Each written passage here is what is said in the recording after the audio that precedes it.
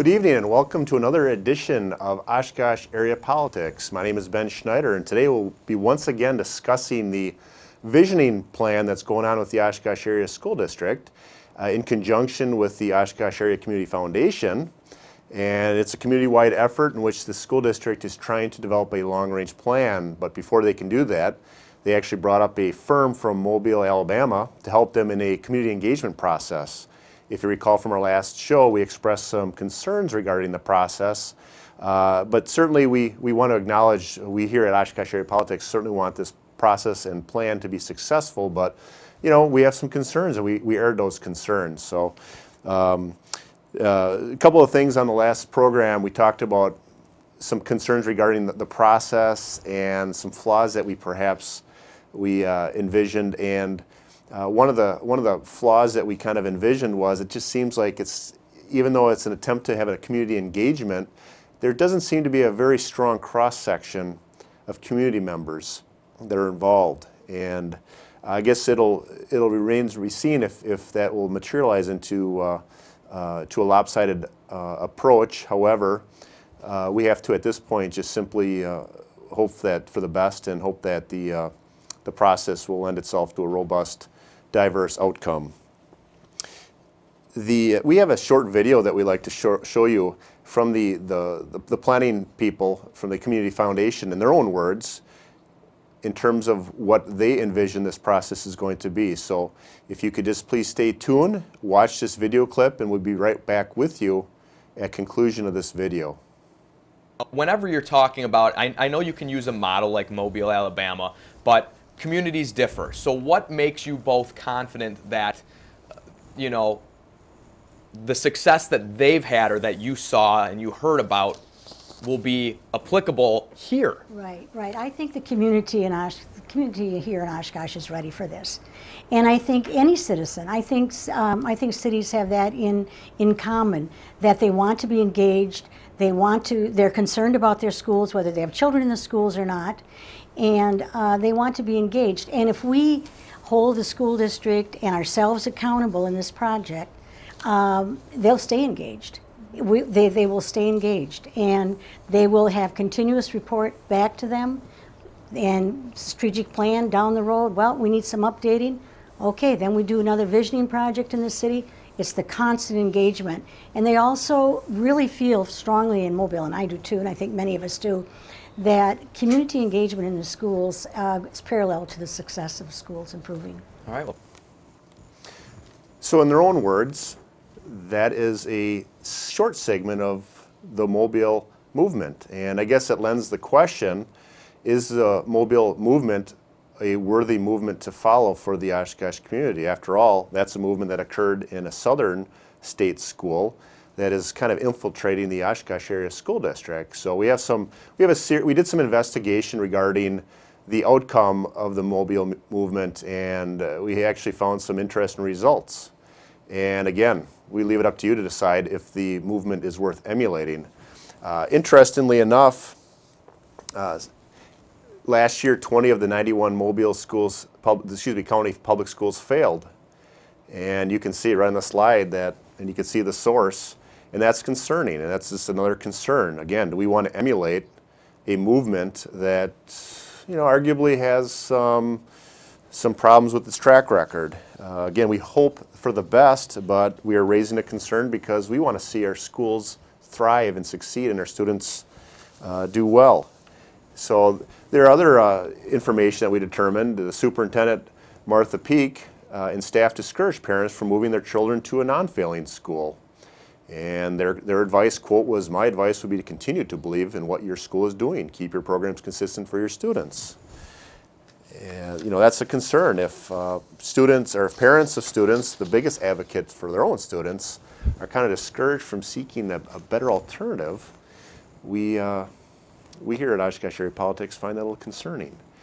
And in the words of a school board member, once this plan has been written, it's kind of written into the strategic plan and there's no going back. Well, if there's no going back in the plan to begin with emulates something that is less than ideal, we have some concerns about that. Again, we want this plan to be successful, but we're raising concerns because based on our research, this plan may may not be worth emulating. Interestingly enough, since this movement started, teacher salaries have already risen 20% and will be raised again this year. And I know a lot of people will say, well, that's great. Salaries are rising. I want to remind our viewers that nearly 80% of the budget is salary and benefits. And if 80% is rising that fast, that cannibalizes precious dollars from other areas. For example, student programs, at-risk programs, maintenance. And we all know in Oshkosh Area School District, the Board of Education had to cut maintenance, defer maintenance, and essentially cannibalize the maintenance dollars because the board had to fund contract settlements. So that's concerning. And you know, we did express concern last program that this appears to be nothing more than a grab bag for cash, and we hope that it's not that, but we did predict the outcome of this movement will result in a referendum and another referendum to build a new South Side school and a referendum to exceed revenue caps. Of course, that remains to be seen. We have to have a positive, hopeful voice and attitude regarding this, but you know, sometimes if it looks like a duck, quacks like a duck, and looks like a duck, you know, it is a duck. So, you know, recently a friend of mine asked me what I might suggest to reduce the school district's spending and its accompanying runaway debt. You know, I could play a lot of video clips, reference a lot of newspaper articles during my 9-year, 3-term tenure on the Board of Education, which I served as a board president, vice president, treasurer, facilities and finance chairman. I could play all those things. However, you know, frankly, I just simply would think that you should just watch the last episode and just trust me when I say that over the years, we as a board, the conservatives on the board really tried hard to essentially pull the brakes on this runaway train to nowhere. And you know, the board members kind of ridiculed you for being concerned about unsustainable and impractical policies and practices, and I think right now the board has realized they're at the dead end. Interestingly enough, though, we don't feel like the board has put down that shovel, and even though they're near the bottom of that deep hole they've dug, they still haven't put down the shovel, and they simply are going to ask for more money, but we hope that's not going to occur. So really, in terms of, it's been referenced that this is kind of like a put up or shut up moment. And you know, I like to respond to that by simply saying, you know, in 9 years of on the school board, many of us have advocated for sustainable, prudent, reasonable approach to our governance so we wouldn't be in the situation we're in today. We opposed unsustainable, unaffordable union contracts that forced the school board to divert maintenance dollars into union contracts. You can see on a slide right here, over the year, actually the last referendum, the school board put out a bid based on a referendum that passed in 2009, and you could see the outcome of that bid. Basically, what the school board did is they asked for maintenance dollars. They kind of juiced up the maintenance request, the referendum request, knowing full well that the projects would come in less than was requested and approved by the community in 2009. And then they took those underbidded dollars, if you will, and they diverted it to other areas.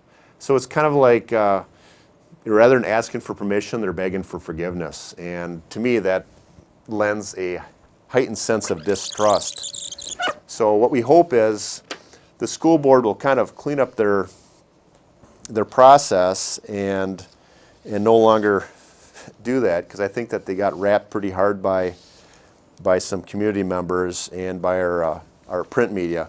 I do have to express another concern. This kind of came to my attention recently. The lead local person with the Oshkosh Northwestern is also a major player in this Mobile movement, if you will, in terms of the process. You see, after the Mobile movement will come in and train the community members in terms of an engagement, they will in turn summarize the engagement and actually prioritize the engagement feedback through an online survey through the Oshkosh Northwestern.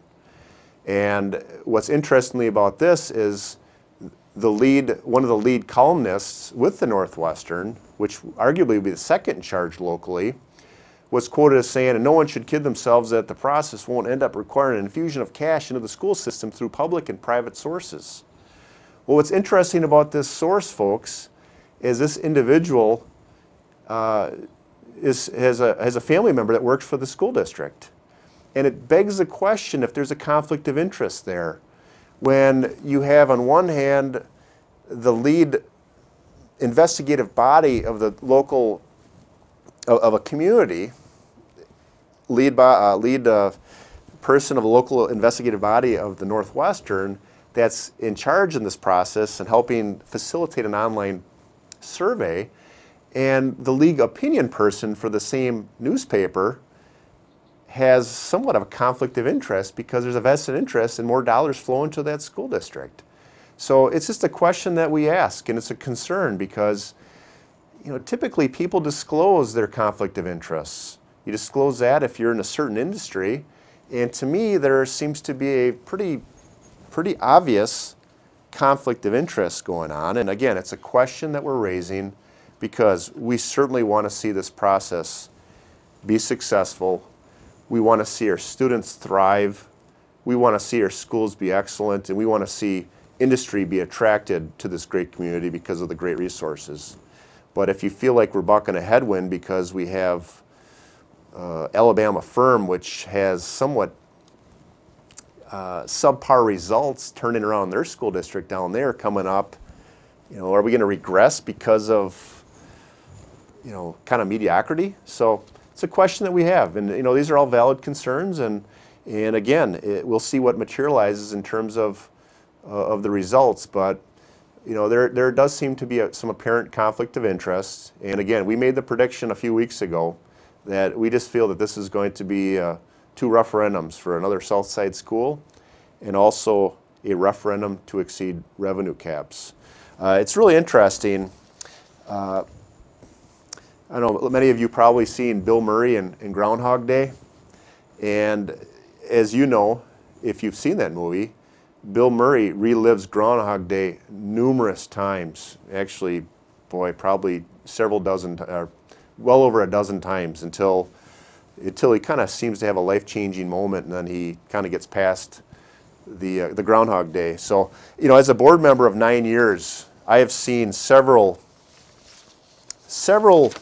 different plans, long-range plans, and I'd like to share that with you in a second here. And I guess I kind of feel like Bill Murray in Groundhog Day because we've kind of seen that, we've been there, done that, and at the end of the day, it all kind of relates to, it all actually kind of goes back to what the school board always wants, and that's just give them more money. Another concern we have in this plan is it doesn't talk about the $110 million that they're already spending. There is no audit, I believe, in place in terms of any of the community engagement in which they are going to talk with community members about the existing dollars they're spending, about how much goes to salary, how much goes to benefits, how much goes towards the Cadillac insurance benefits that are afforded to current and retired individuals. I believe there's no discussion regarding that if it's a proper level of benefits. And after all, if 80% of your budget is salary and benefits, I mean, shouldn't that be at least a discussion point? I mean, it just seems like we're talking about everything but that. And, you know, I just want to talk about a couple things, and I feel it's really interesting. Because if we all feel like Bill Murray in Groundhog Day, it's because we've been there and done that. I was on the school board back in 2008, and the superintendent at the time requisitioned, spent nearly $10,000 of taxpayers' funds to hire a firm and actually hired a firm to produce a community sentiment study prepared June 18th, 2012. And basically, it was a scientific study. It wasn't through the Northwestern. It wasn't online pulled through the Northwestern. I don't think Al Gore invented the internet at that time, but the community sentiment study engaged the community through a telephone survey which arguably is much more scientific than is going on now, through a pretty diverse cross-section, and really did what arguably the Mobile movement's trying to do now. And I question why we really never reference this document. I know for a period of, well, off and on for a few years, I brought this document to the board because I wanted to utilize research and information regarding this survey, and we just basically shelved it. And I guess it's a little frustrating because you actually paid for this, and it's not being a reference at all. And some could say, well, it's 11 years old, it's outdated. Well, it was shelved, and this is basically what we're doing again. So that's kind of a little frustrating, and I'm not trying to be negative here. I'm just trying to tell you why I feel like Bill Murray and Groundhog Day. Then back in 2006, when we were on the board, we spent hundreds of thousands of dollars of consultants' time, staff time, thousands of hours of collective staff time, in addition to hundreds of thousands of dollars of consultants' time to have what was called PMP Report. PMP Report was produced in October of 2006, Oshkosh Area School District Board of Education Long Range Facilities Planning Project. And if you recall, that there was actually a recommendation and outcome on this. And the recommendation and the outcome was a referendum. And in fact, I believe one of the reasons why we won't get perhaps the cross-section of the community that we really need is something that I came across in terms of a participant in the planning process that, a participant in the planning process back in 2006 was somewhat disenfranchised with the planning process because he kind of felt that it was somewhat canned. And I believe as a result of previous discussions and previous planning processes that many community members won't even get involved, so we won't get a cross-section. And I quote this individual in terms of his frustration with the 2006 long-range planning project, in which they engaged the community, they facilitated groups, etc.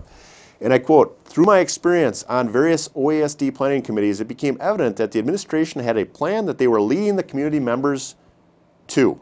They were less interested in opposing views or differing ideas and more interested in the appearance of a committee, stakeholder, and or public support for their ideas." So, we all know that the Northwestern is heavily involved in this planning process. The lead guy from the Northwestern is helping with an online survey.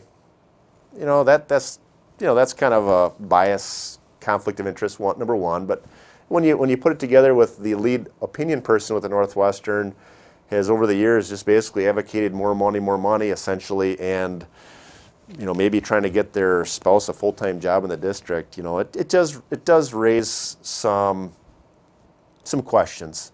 So again, in 2006, the long-range planning PMP report that led to a three-part referendum in 2009.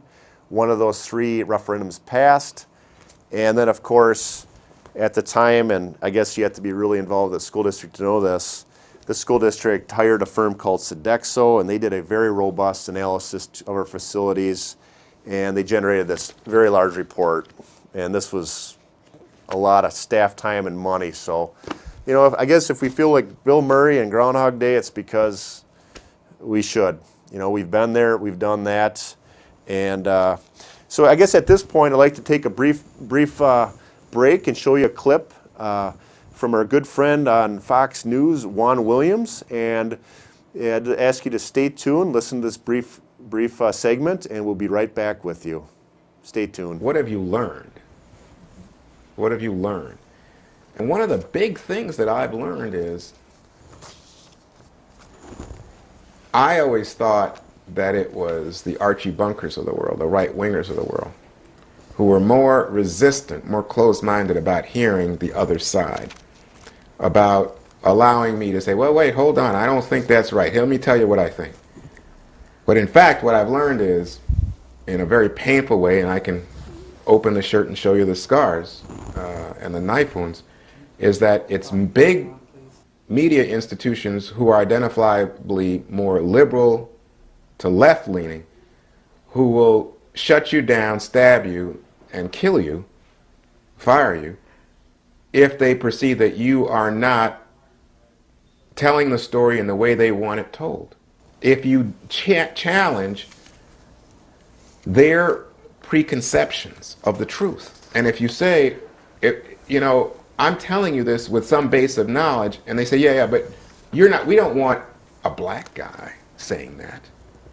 Why would you should be in this box, identifiably liberal, identifiably left, identify this, that, and I'm saying, yeah, but that's just not true. I'm telling you, there's something else going on here. And if they don't want to hear it, they will shut you down. In a way that, you know, I deal with conservatives all the time. I live here, and I must tell you, they're far more tolerant of me as a dissident voice than anything I ever encountered on the left. So you said, what have you learned? The guy that showed up just out of college would never have guessed that this would be true today, 30 years later. Thank you for staying with us. I thought that was an interesting segment regarding a very well-respected journalist, and in terms of bias in the media, in terms of tolerance. Because I know a lot of people, if you do raise questions that we're raising out of concern, they automatically assume that you don't want to see a successful outcome, and that's just quite the opposite. In fact, in a few minutes I'll talk about really what I feel should be done, even though no one has asked me to be on a committee or has asked really my input. And being off the Board of Education, I guess you know, that comes with the territory. But nonetheless, one thing that I really think needs to be done, and is we really need to audit our existing dollars before we ask for more. You know, people are, their taxes are already pretty high. In fact, I think our taxes are too high. I think they're very regressive. Schools get their funding through property taxes, and I don't know too many people that feel that their property taxes are too low, particularly on our seniors. And if you're not spending your dollars wisely, it's very concerning, especially for those who have pinched their pennies all these years and now are being asked to kind of support a less than efficient organization. For example, before Act 10, the school board was paying for what is called WIA insurance. And WIA insurance was the union insurance. Actually, the teachers union kind of endorsed insurance. And as a result of Act 10, the board was able to change the insurance carriers and save roughly $1.5 million a year. Imagine if we did that 10 years ago. We could have paid cash for an elementary school. And back in 2003, I, along with a few other board members that were in the minority, advocated that we change insurance carriers.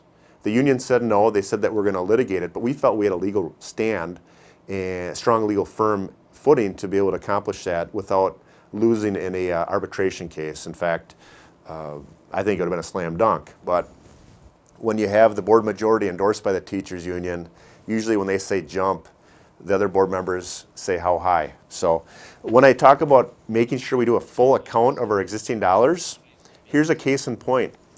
Excuse me. Just a few years ago, while I was on the school board, I had a member of the school district, an employee of the school district, come to my office and ask me some questions regarding something. And this individual had a holster with a cell phone on it. And he commented that the cell phone was provided by the taxpayers, you and I, in the Oshkosh Area School District. And I said, huh, what do you need a cell phone for? He's like, I don't know, they gave it to me. I thought, boy, that's interesting. The school board's just giving away cell phones, kind of like Obama's giving free cell phones to people. Well, the next day, I went and asked the school district for a copy of their cell phone bill. And actually, after some back and forth and some jostling, excuse me, and I was actually asked that, suggested I should pay for this as a sitting board member, I was provided the cell phone bill. The bill was roughly $4,000 a month, and there were over a dozen individuals that were being charged, excuse me, the taxpayers were being charged for a cell phone to unassigned phones. In other words, there's over a dozen individuals that had cell phones that were not using them, but in the wisdom of the local school district, no one thought to audit that. as a result of a board member's audit, the cell phone bill was dropped by about 35%. And when you're dealing with a $50,000 at the time cell phone bill, that's concerning. So again, prior to asking for more dollars, I think there should be a full audit account for every dollar of the over $100 million budget. So one thing that's it's a trend that the school district just has to contend with is the district is in an enrollment decline. Enrollment peaked roughly about 11 years ago, roughly 10,600 students. Now the enrollment, K-12 mind you, is dropped by about 900 students, nearly 1,000 students in that same time frame. You can see the slide.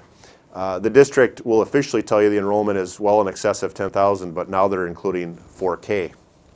So here's some suggestions that I have, because I guess you got to offer suggestions if you're going to have some concerns and some opposition. One is, I think the school district needs to hire a CEO with CEO credentials. Right now, we basically have a glorified teacher as a CEO, as evidenced by the fact that this CEO has punted this long-range planning process to a firm from Mobile, Alabama, in which 20 of 90-plus schools in the district are failing. That's concerning. I think we need to hire a CEO with management, operations, financial expertise.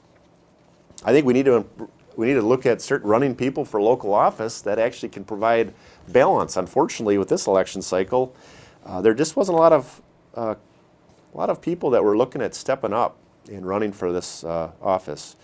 I think we need to hold the line on.